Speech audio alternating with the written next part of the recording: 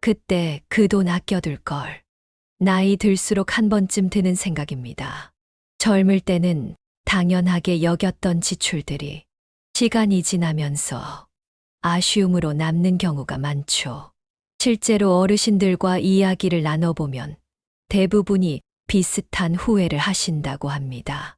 대한노인회가 최근 진행한 설문조사에서 노년층이 가장 크게 겪는 어려움으로 경제적 불안이 꼽혔습니다.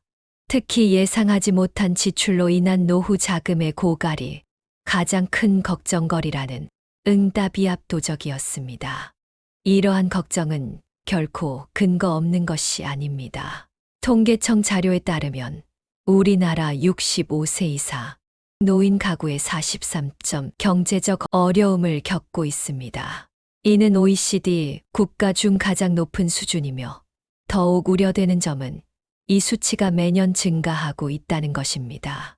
그러나 여기에 주목할 만한 희망적인 연구 결과가 있습니다. 국민연금연구원의 최신 분석에 따르면 노년기에 겪는 경제적 어려움의 80% 이상이 사전에 충분히 예방 가능한 지출 패턴과 관련이 있다고 합니다. 특히 주목할 점은 5가지 핵심 지출 영역만 잘 관리해도 매월 평균 100만 원 이상을 절약할 수 있다는 사실입니다.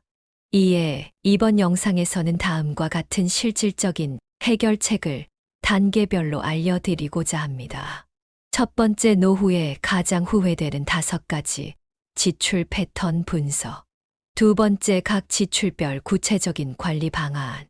세 번째, 즉시 실천 가능한 자금 관리 노하우.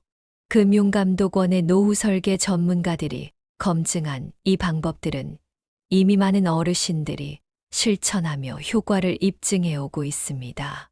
실제로 이러한 원칙을 따르는 노인 가구의 85%가 안정적인 노후 생활을 유지하고 있다고 합니다. 앞으로 공개될 내용들은 현재 노년층뿐만 아니라 노후를 준비하는 모든 세대에게 필수적인 정보가 될 것입니다. 영상을 끝까지 시청하시면 누구나 실천할 수 있는 구체적인 노후 자금 관리 방법을 확인하실 수 있습니다. 시청 전 구독과 좋아요, 알림 설정 부탁드립니다. 그럼 시작하겠습니다. 노후 자금 관리의 시작은 정확한 현실인식입니다. 국민연금연구원이 발표한 최신 보고서의 내용은 많은 이들에게 충격을 주었습니다. 은퇴 후 부부가 기본적인 생활을 영위하는데 매달 최소 300만 원이 필요하다는 분석 결과였기 때문입니다. 이는 곧 13억 원 이상의 자금이 필요하다는 의미입니다. 하지만 우리의 현실은 이와 크게 동떨어져 있습니다.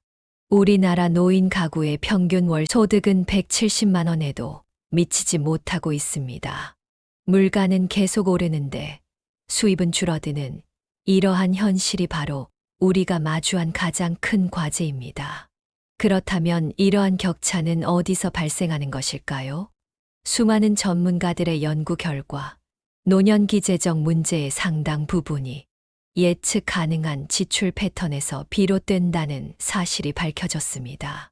특히 5가지 주요 지출 영역이 노후 자금을 가장 빠르게 고갈시키는 요인으로 지목되었습니다. 이제 이 5가지 영역을 하나씩 자세히 살펴보면서 실제 사례와 함께 현명한 관리 방안을 알아보도록 하겠습니다. 가장 먼저 살펴볼 것은 자녀 지원 문제입니다.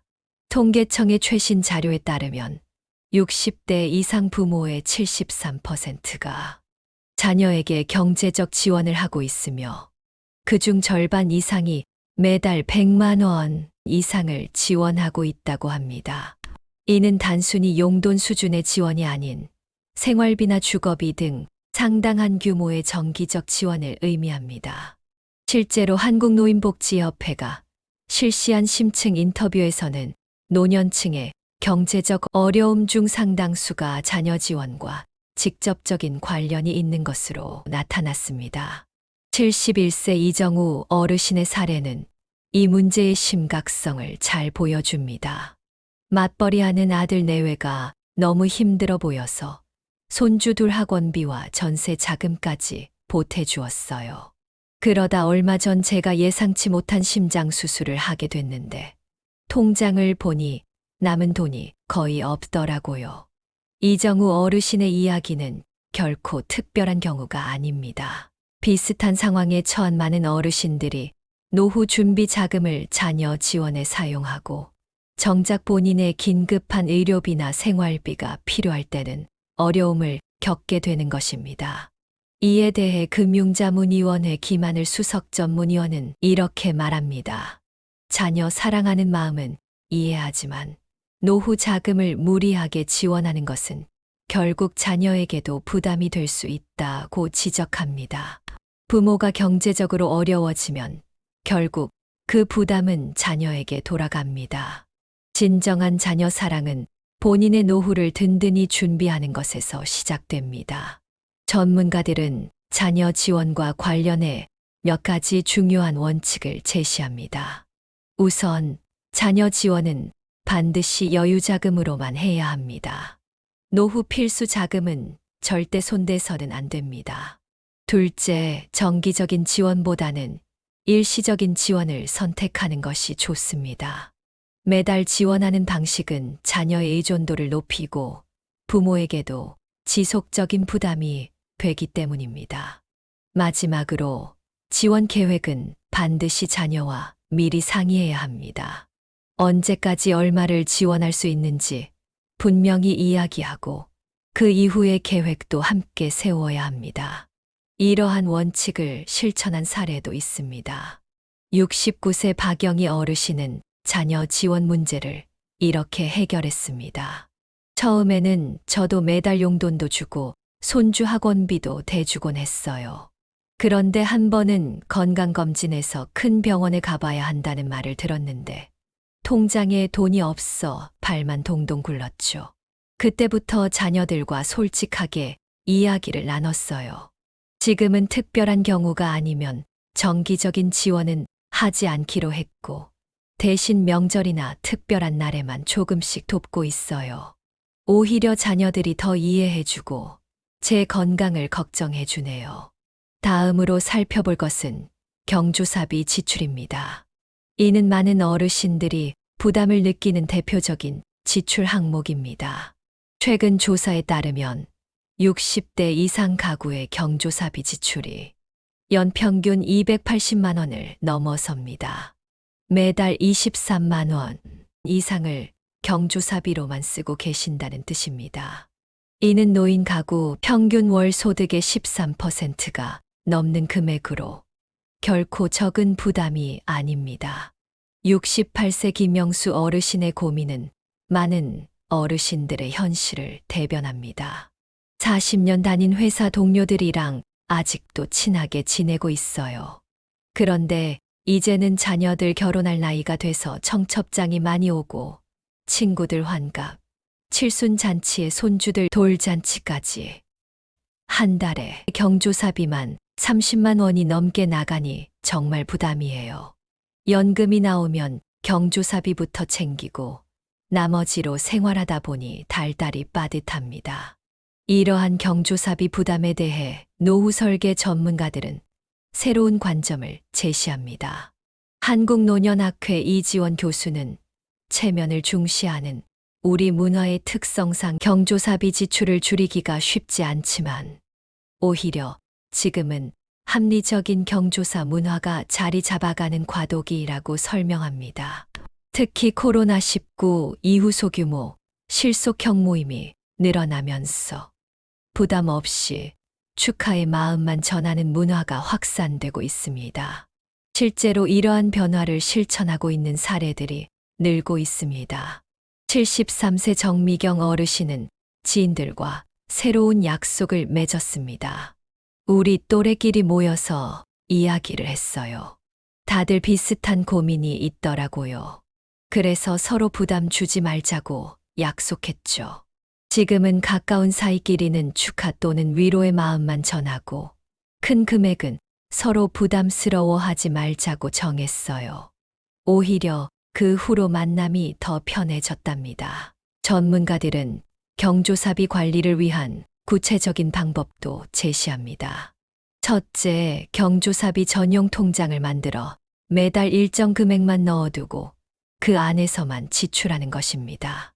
둘째, 지리적으로 먼 경조사의 경우 전화나 마음이 담긴 편지로 대신하는 것입니다.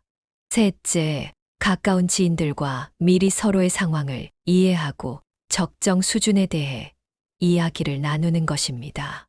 이러한 원칙들은 단순히 비용을 줄이는 것을 넘어 진정한 마음과 정을 나누는 새로운 방식을 제시합니다. 다음으로 살펴볼 것은 사치품 구매 문제입니다. 한국소비자원의 최신 조사 결과는 우리에게 중요한 시사점을 제공합니다. 60대 이상 어르신들의 충동구매 1순위가 고가의 생활용품으로 나타난 것입니다. 특히 백화점이나 대형마트의 세일 기간에 이러한 구매가 집중되는 것으로 분석됐습니다. 63세 박순자 어르신의 경험은 많은 이들의 공감을 얻을 수 있는 이야기입니다. 백화점만 가면 제정신이 아니었어요. 특히 주방용품 코너에서는 발길이 떨어지질 않았죠. 세일할 때마다 이거 사고 저거 사고 집에는 쓰지도 않는 물건들이 잔뜩 쌓여 있어요. 지금 생각하면 그때 그 돈을 적금 들었으면 좋았을 텐데 정말 후회가 됩니다. 소비심리학자 김현우 교수는 이러한 현상에 대해 흥미로운 분석을 제시합니다.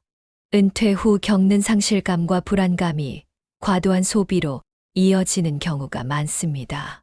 특히 할인 행사나 오늘만 특가와 같은 한정판 마케팅은 중장년층의 구매 심리를 자극하는 주요 요인이 됩니다. 그는 이를 극복하기 위한 24시간 룰을 제안합니다.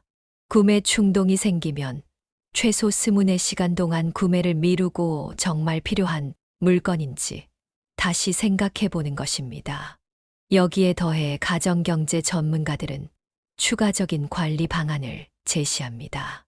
구매 전에 집에 있는 비슷한 물건을 확인하는 것, 한 달에 정해진 금액만 쓸 수 있는 용돈 통장을 별도로 만드는 것입니다.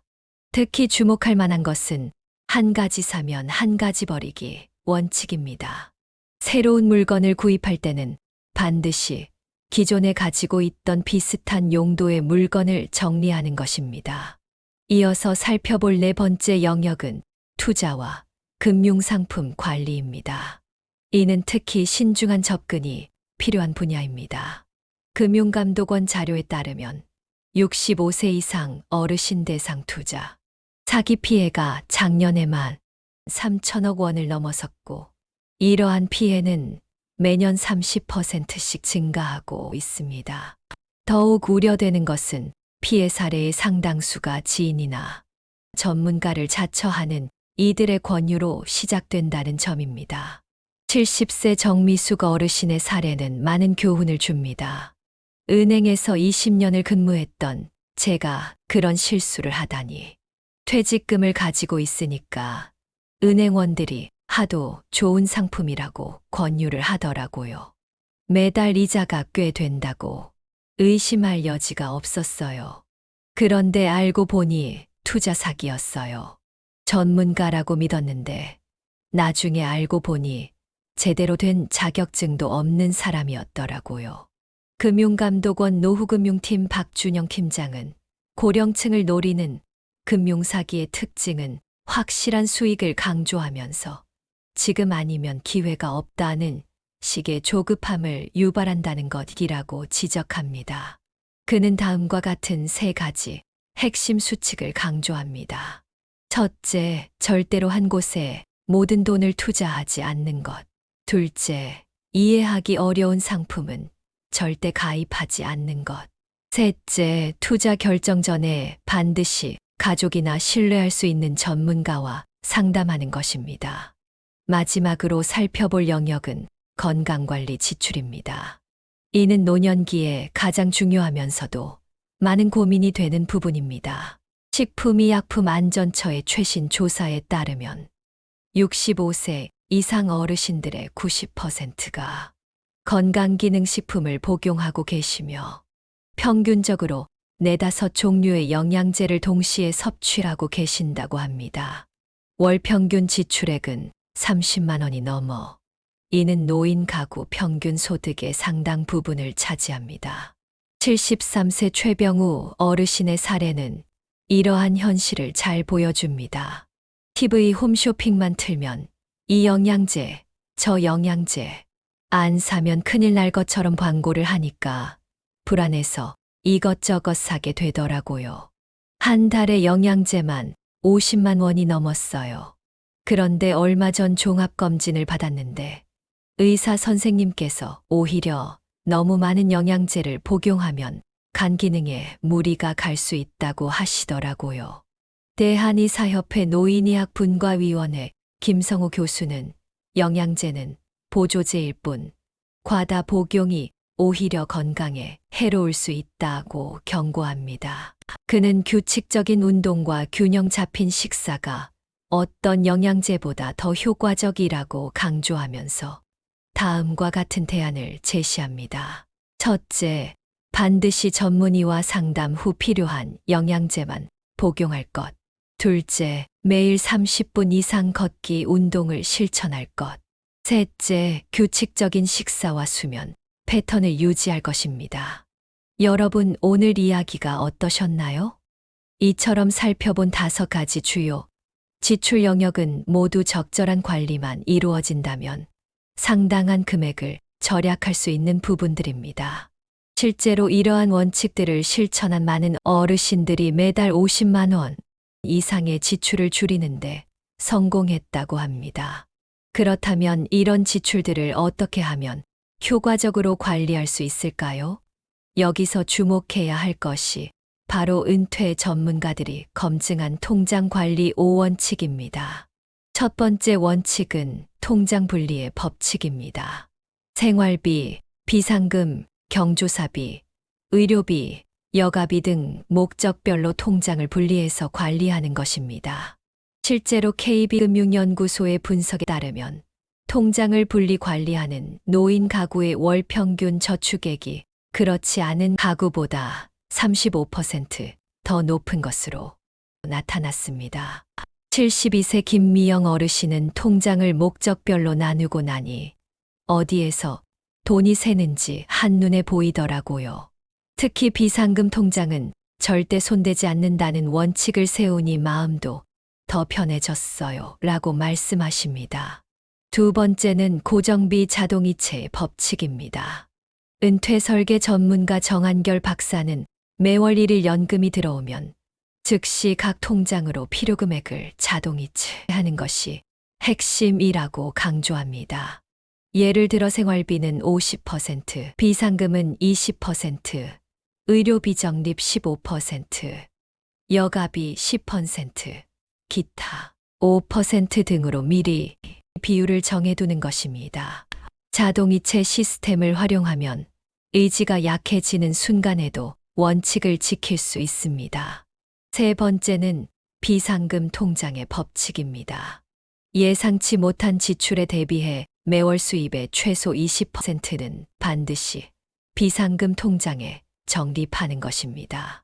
노년내과 전문의들은 특히 70세 이후에는 예상치 못한 의료비 지출이 급증할 수 있다고 경고합니다.